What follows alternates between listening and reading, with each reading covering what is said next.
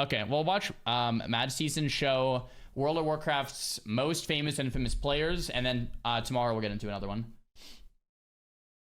Cool. His voice alone is a winner. Yeah, Mad Season's a complete badass. All right, we're all caught up. Okay, let's watch this now. I baited you guys long enough. World of Warcraft's most famous and infamous players by Mad Season. Without further ado, without any more delays, let's get into it.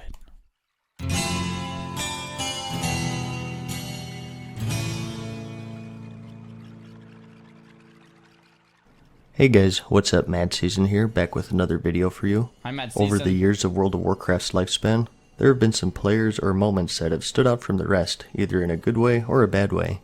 So in this video, I thought I'd take a step out of the game for a moment and talk about some of the more famous or infamous players of World of Warcraft. I won't really include YouTube content creators because that's a little boring, I think. Instead, I want to focus on the people who were involved in some interesting or some funny in-game event. What? People who left such an impression that they have in-game references or items named after them. So, let's get into it. These are the most famous or infamous players of World of Warcraft. Bro, I always thought it would be hella cool to have like an item in the game named after you. There's some, like, you know, Talbadar. If you guys know Talbadar got like an item named after him. I think that's just like the coolest thing. You have like your permanent name engraved into the game. Yeah. Venruki's Venerable Sash. Is that a thing? I didn't even know that. That's awesome. Yeah, like that is so cool. Yeah. Or an NPC. Yeah, same thing. Oh, what's going on here? No, there's no Xaryu NPC. There's no Xaryu. Nothing. Number 1. Not yet, Gedren the Dwarf and his Dwarven hand cannon. Out of boredom, one day Gedren went to go exploring in the Deep Run tram that connects Stormwind to Ironforge, and he came upon a, interesting scene. You see, Gedren was on a role-playing realm, and he came upon two night elves in the middle of a very special roleplay, Enotep and Artemisa. Hey, nothing says romance like a dark, dank corner of a public transit station. Yeah. Enotep settles for nothing less than the top high-class venues to engage in cyber-diddling. The hairy dwarf skulked the shadows, assessing the situation from afar. And, seizing the moment, Gedren decided to join in. He emerged from the shadows and interjected himself into their intimate, role-playing experience. He tried his best, but for some reason, he was rejected from joining in. Enotep didn't roll that way apparently, so Gedren quickly retreated into the shadows to watch from a safe distance from Enotep's roaming fingers. But the moment had passed. Before Gedren could even whip out his Dwarven hand cannon, Artemisa took her leave. In fact, she walked her butt all the way back to Ironforge. Uber didn't exist back then apparently. Enotep, not too pleased with this turn of events, prepared to take his leave as well. No one stands in the way of a night elf and his E-action. He re-equipped his clothing and verbally bombasted the dirty dwarf for dropping in uninvited. Feeling remorse for ruining the moment, Gedren offered an apology, but it wasn't taken. He had done quite enough, and Enotep walked off into the sunset, never to be seen again. For number 2, we have... What are we watching? How did anyone get this on? How do we know about this story? Why do we know about this story? Why is this a thing? What are we? Hello? The clip was just super famous. I just never heard about this. Okay. It's infamous. It's love. It's classic. Oh my gosh. Okay, well, that's what happens. It's just night elf on night elf. No dwarfs allowed, I guess. Okay, let's keep watching. For number 2, we have Karmer the Paladin. Back in vanilla, there was an ability called Reckoning. This would give the Paladin an extra attack on his next attack upon being critically hit, stacking infinitely. A paladin by the name of Karmer saw the potential in this, and using the dueling mechanic, he stacked Reckoning to an absurd amount to become a weapon of mass destruction. He did this right next to the outdoor raid boss, Kha'Zix, and when he was ready, he charged in and soloed him. A video of the event was released. Paladins worldwide started emulating it, using it to one-shot people in PvP, kill Kha'Zix themselves, etc. Reckoning was quickly hotfixed to only store 5 charges max before more damage could be done, and Karmer as a result became a legend amongst paladins. What a legend. Next up, we have our first infamous player, Analog Kid. Drama over loot has never been in short order in this game, Oh, but no. centered around Analog Kid, it reached its apex in the Burning Crusade expansion. He was a rogue in the Vicarious Guild on the Area 52 server. From the Sunwell Plateau raid, the final boss there killed Jaden, dropped the legendary hunter bow, Thoradal the Star's Fury. This was the first legendary item for hunters. It was perfect. It had a slow speed, amazing stats, and best of all, it had its own ammo. This was back when hunters needed to buy ammo for their bows and guns. It was the item, and every hunter wanted it. Well, it dropped for the Vicarious Guild, and one of 2 hunters would be the lucky recipient, or so they thought. The rogue Citing took that it? Analog Kid was more loyal to the guild, the item was given to him, a rogue, to use as a stat stick over the 2 hunters in the raid. No. Remember, this was also back when rogues had a ranged weapon slot and hunters had melee weapon slots. No. They could equip both, but obviously, ranged wasn't the rogue's primary, and it was just used for extra stats. No. Word of this quickly spread, and the whole guild and Analog Kid became the subject of ridicule and anger. The ongoing joke in the game was that everything was a hunter weapon. Well, for this day only, this legendary bow was a rogue weapon. Oh man, that's so savage. Let's take a break dude. from I'd the be drama. pissed. Next up on our list, we have Indalamar the Warrior of the guild nerfed. And when I say the warrior, I mean the warrior. Back in the game's infancy during the beta, no one really knew how to play. Everyone quote-unquote knew that warriors were the worst class in the game. They killed things much too slowly Yeah, they and were still are. constantly calling for buffs on the forums and whatnot. Everyone knew they were underpowered, except Indalamar. He called out against these cries for buffs and said that warriors weren't underpowered, but rather overpowered if you knew what you were doing. No one believed him, so he put his money where his mouth was and made a video showing how it's done. He showcased a 3-minute run of him steamrolling through high-level mobs, often killing them in just 2 hits, which was unheard of those days. Back then, the Bloodthirst ability Slam worked build. much like Victory Rush, where it was triggered off of kills. So, he just chain-killed an entire compound without having to stop once to heal. To everyone's shock, he was right. Warriors were overpowered. In a storm of people saying that they were weak, he showed that with proper itemization and talents, they were wrecking balls. Bro, I love that. I like when a game comes out and everyone knee-jerk saying this sucks, and then you find a build that's actually OP, and then it ends up getting nerfed. And the people in the first place that knee-jerked and said it sucks are just kind of sitting there scratching their heads. Like in P1 SOD, everyone said mages suck. Remember? Remember? I know you remember. Everyone's like, mages suck, mages suck. And then I found the build, and I was beating snuts in duels, beating everyone in duels, and then guess what happened? Mages got nerfed. You know what? It's just fun. It's just fun, man. Shortly after the video was released, warriors were hit with the nerf bat, and everyone pointed their fingers at Indalamar as the cause. He was just a little too good, and the class suffered because of it. In fact, he was so good that Blizzard hired him as an itemization developer. He's had a few items named after him, Oh, that's Ramaladni's so Blade of cool. Culling and Icy Grasp, which is just That's his so name cool. spelled backwards. And even in Diablo 3, you have the Ramaladni's Gift, which gives a socket Wow, to any I never legendary. knew that. He also got his own card in World of Warcraft's trading card game. Like I said, he was the warrior. I didn't know that. Next up, we have Zuzo and Shax. Zuzo was a rogue in the Method Guild back during the Burning Crusade expansion, and at the time, he gained the reputation of being the most geared. He had the server-first legendary Warglaives of Azeroth, Sick. and most of the Tier 6 set. He was a very hardcore raider with the gear to back it up. Well, someone with a lot of money started whispering Zuzo, offering him real-life money in exchange for his account. Damn. Zuzo initially refused the stranger's offer, but he persisted, offering more and more money as time went on. Wow. The figure eventually reached 7,000 euros, which was nearly 10,000 US dollars at the time. Damn. Eventually, something happened with Zuzo in his personal life, and he found himself strapped for cash. So, he finally accepted the stranger's He gave offer. in? He sold him his glaive rogue for 7,000 euros. The stranger Type 1 in the chat right now if you would sell your account for $10,000. Type 2 in the chat if there's no way. Oh, I see. I don't see a single 2. So, I renamed the rogue to Shax and got to play for all of 5 days. I actually wouldn't. No way, man. My whole freaking childhood is on that account. There's no way I would sell it for 10,000. No shot. Before he was banned by Blizzard. No. You see, glaive rogues were very rare back then, so it was obvious what happened. Zuzo, a high-profile character due to his gear, disappeared, And this new rogue who had the exact same gearism took his place. And it didn't help that this Shaxx character was also spectacularly bad at the class since he had never played it before, which was kind of hilarious to people considering he had the legendary glaives. People quickly pieced together what went down, the details of the trade were leaked, and word spread like wildfire. Right, yeah. Blizzard quickly caught wind of it, investigated, and dropped the ban hammer on Shaxx, essentially setting fire to his 7,000 euros. It was such a big event that it was even covered by the BBC, although due to legal reasons, everyone chose to remain anonymous. In a fit of rage, Shaxx was planning on suing both Zuzo and Blizzard, but nothing ever came of it. I mean, yeah.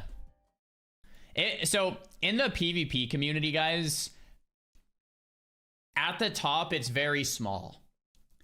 Everyone knows who's good. It's not like there's just someone, and it's like, who's that guy? Like, we all know each other. You know, you fight the same people every day, right? We all know who gets rank 1. We all know who's the top of the top, who's doing well, who's not doing well, etc.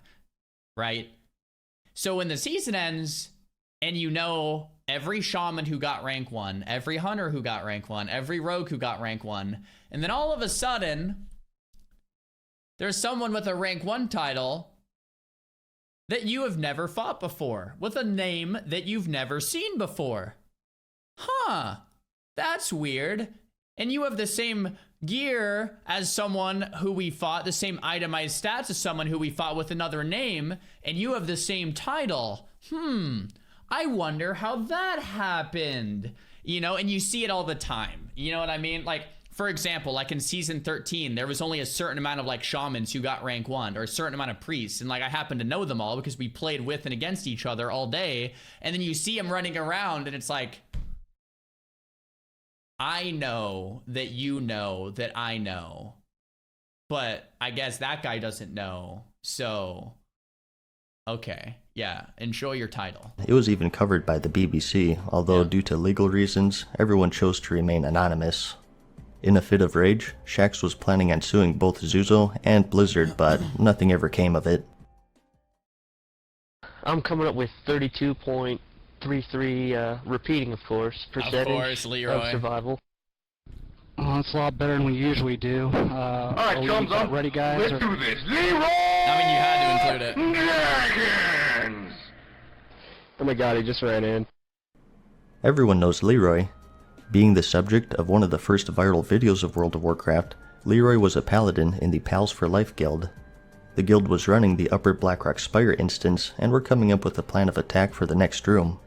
While they were constructing a strategy, Leroy came back from his AFK and with a battle cry abruptly charged into the room, guns blazing, or swords blazing rather.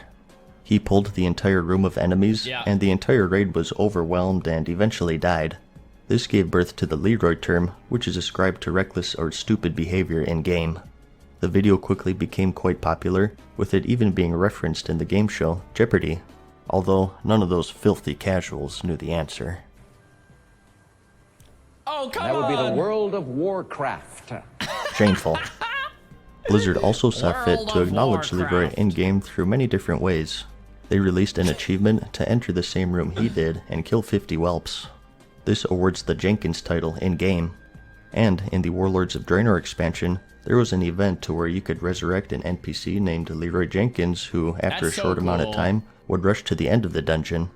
If you were able to clear before he quote-unquote Leroy'd, you got an achievement and you even got him as a follower in your garrison. Truly, he was really OP. I think, I'm trying to remember. I think he was really OP. Like, I remember farming that. Yeah. The most famous players in the game. At least I have chicken.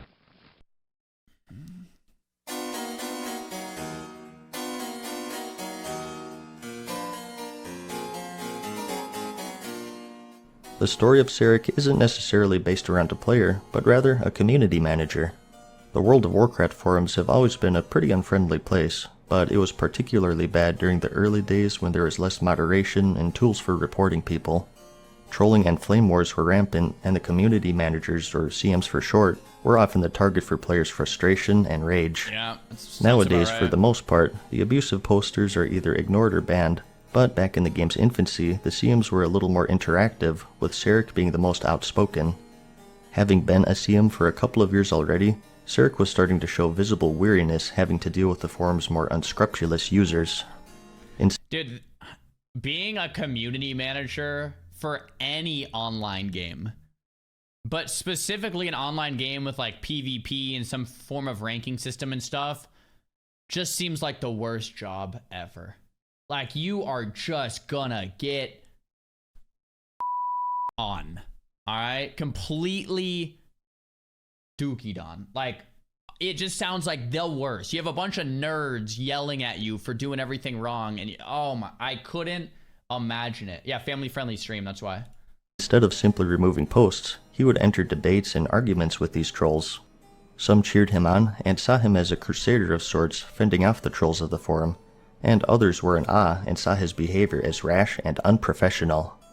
It all boiled over one day when Sarek replied to a thread created by someone wanting to know how to report a CM for inappropriate behavior. He gave the avenue to do just that and jokingly wished the poster good luck in reporting him. Another user replied asking if he was depressed, egging him on, to which Sarek replied that the poster was cowardly because they hide behind the anonymity of the internet, stating that he is the one who quote-unquote steps up. The exchange continued, and Sarek posted the frustration of his job as a CM in the form of poetry. Can't help it, posting impassionately, they say you don't care. Posting nothing, they say you ignore. Posting with passion, you incite trolls. Posting fluff, you say nonsense. True. Post with what facts you have, they whittle down with rationale. Yep. There is no win, there's only slow degradation. Yep. Take note, it is the first and only time you'll see someone in my position make that position. You can be me when I'm gone. Bars. It sounds like the worst job ever, man. There's the response was mixed. Like, in typical fashion, some people sided with Sarek against the trolls, and others condemned his lack of professionalism. And some people were just curious to what the heck was going on. Sarek made another post venting further about the troubles he faces with his job, how he has to deal with people constantly goading him, deriding him, and so on. After a little back and forth, he dropped the mic with the following quote shortly before the thread was deleted entirely. Understand that this moment will be fleeting, and that there is a hard crash of self-esteem to follow. You'll try to feed it again and fill the void, but it'll never be enough. You've backpedaled into the troll excuse. You have no point, you have no meaning, you have no significance. You will be forgotten. Following this, Sarek... I mean, obviously he went a little far. Like, a community manager shouldn't be saying any of these things, but it doesn't change the facts. This seems like the worst job ever. Like, everyone's gonna troll you online 24. Like, I would never do that. But I mean, it's obviously a bit unprofessional or whatever. Sarek made just one final post in response to another troll thread created by that day's drama. It reads as follows: killing a Sarek should aggro every Sarek in a 40-yard radius. It makes sense. You're actually killing their best friend. In a final post, Sarek replied with this. A few days later, Blizzard announced that Sarek had left the company. It's still a point of debate to this day whether or not he was fired or he quit. The following year, another CM, Dreisk, was asked about Sarek's fate, to which he responded, "If I answer, you might ask the same thing of me tomorrow." On a lighter note, next up we have Kralnar. Every Warlock knows who Kralnar is. He was a level 11 Orc Warlock who made quite the puzzling post on the Warlock forums. The discussion focused around Warlocks and their use of staves. The post contained a 4-step process. 1. Post message in the room. 2. Look it over. 3. Don't report anything, I might get in trouble, smiley face. And 4. Have fun. Kralnar himself failed to post any information about his staff, other than the fact that it was quote-unquote a good one, and alluded to the fact that he would somehow get in trouble if people were to report him. Players were left mystified by the post. Some followed Kralnar's instructions and posted and talked about their staves, and others flamed him over his lack of sense and poor grammar. Frustrated that some were not following his 4-step process, Kralnar posted the following and was never heard from again. The thread quickly reached 100 pages of responses, and Kralnar became a legend amongst Warlocks. He was referenced by Blizzard in their sneak peek of the new arena system in the Burning Crusade, which featured an Orc Warlock named Kralnar, decked out in a full Tier 4 set and using a wimpy level 5 staff. That's cool. He also got his own TCG card when upon entering play, the player may search his deck for a staff card to look over. Next up, what was this? I didn't get it. Wait, hold on. What did I miss? Was there nothing to get? I thought it... Can someone explain this to me? What's going on? Post message in the room. Look it over. Don't report anything. I might get in trouble. My staff is a good one.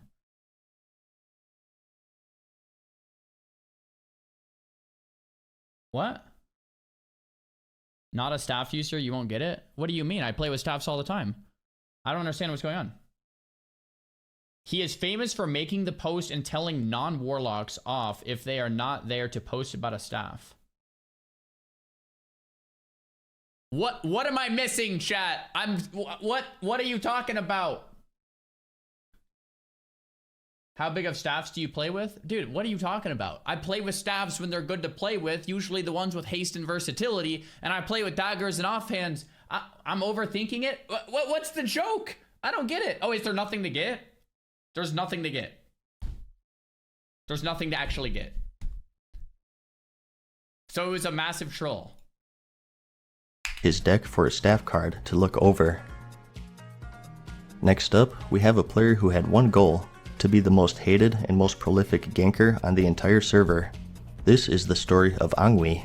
He was an orc rogue player on the Dethicus server who would head deep into the Alliance territory into Menethil Harbor to kill low-level players, either in transit to other areas of the game or just there for questing. He would spend around 9 hours a day in Menethil Harbor, taking out any adventurer unfortunate enough to enter his sights. He quickly became a legend on his server, even spawning intricate guides on how to avoid his wrath. Naturally, he was met with anger from his victims. At the time, you couldn't have both Alliance and Horde characters on the same PvP server, so people would make alternate accounts to give Angwi a piece of their minds. And he himself made an alternate Alliance character named Angwi Spy on the same realm to goad reactions from his victims. He screenshotted some choice conversations and hosted them on his website as an archive to his in-game antics. I'll have a link in the description if you'd like to see all of them. There are a lot. I got the picture. He's since moved on with his life, but back then he was probably the most infamous rogue not just on his server, but in the entire game. Next, we have the undead warrior, Noctin. Noctin isn't really known for an in-game event. Instead, he's known as being the first recorded recipient of the first legendary in the game, the Talisman of the Binding Shard. This was a legendary amulet that dropped off of the Baron Geddon boss in the Molten Core raid. It had some resistances, strength, agility, stamina, and a Thorns proc. Noctin was the lucky recipient in a March of 2005 raid by the Guild Nerfed, the same one Dalamar was from. But the item wasn't actually intended to be a drop in the game. Blizzard just forgot to remove it. As soon as word spread, Blizzard removed the necklace from the loot tables and let Noctin keep his, making him the only person to ever have this legendary necklace. I remember hearing about that. That's sick. So yeah, that's kind of a Blizzard W that they let him keep it. Because it's not like it's that good of a necklace, but it's like, yeah, you got it, so you get to keep it. Like, that's kind of cool. Hot groups got to left. Okay, yeah, of groups course. Got right. That means 1, 3, 5, 7 left, 2, 4, 6, 8 right. Anyone who's played World of Warcraft knows about the Onyxia wipe animation. The person you just heard was named Dives, Tauren warrior and leader of the guild Wipe Club. On one fateful night, Wipe Club decided to raid Onyxia's lair. The voice is perfect. Left side! Even side! Many whelps! Now handle it! That's so good. Dives was the acting raid leader at the time, and as you just heard, things weren't going so well. They were having trouble killing the boss, and Dives wasn't too happy with the raid's performance. And what resulted was the birth of one of the biggest rage moments in the history of gaming. That's a 50 DKP minus! What the was that? One of the raid members took audio of Dives' vexation and made it into an animation that was watched so around good. the world. At the time of this video, the animation has reached over 8 million views and is an example of what can happen when people take things just a tad too seriously. I played just a sample since I want to keep this video PG-13, but if you want to see the whole 4-minute meltdown, I'll have a link in the description. So, that's about it. Those are some of World of Warcraft's most famous or infamous players. There's probably a lot that I missed. Feel free to let me know, and if you enjoyed the video enough, I might make a part 2 to this. Let me know if you'd like to see that. As always, I hope you found the video entertaining. Like it if you liked it, and thanks for watching. Peace. Okay, great video. Thanks for the link, guys. I knew of Dives, obviously. I knew of Leroy, obviously. The legendary necklace one I knew of. Inu, I guess. Or, yeah, this one. I knew of Noctin. Noctin's legendary necklace. And that's it. I didn't know of any of the rest. So I only knew 3 of whatever, like 10. 1, 2, I think it's 2, 3 here, 4, 5, 6, 7, 8, 9, 10. There's 11. I knew 3 of 11. Yeah. Vertney, Matey, Drake Dog, come on. So at the start of the video, Mad Season said he did not want to get into like content creators because they're boring. So that's why. So this wasn't a content creator list. This was just more like famous people within the game. Like Leroy wasn't a content creator. Well, yeah, no, he was just actually just wiping the raid, right? So I feel like some of the I feel like this Onyxia run, I feel like somewhere it's got to be like a little scripted. Maybe that's Tinfoil Hattie, but like, come on, it's like his voice is just too perfect. Like everything is just like hilarious. The Leroy was scripted AF. Yeah, I guess. Yeah, the Leroy one was probably scripted too, huh? Man, what's real and what's fake? What's content and what's real life, guys? We'll never know. We'll never know, man. Some of these weren't scripted, though. The Rogue getting the legendary, that's just screwed. That's just absolutely screwed, dude.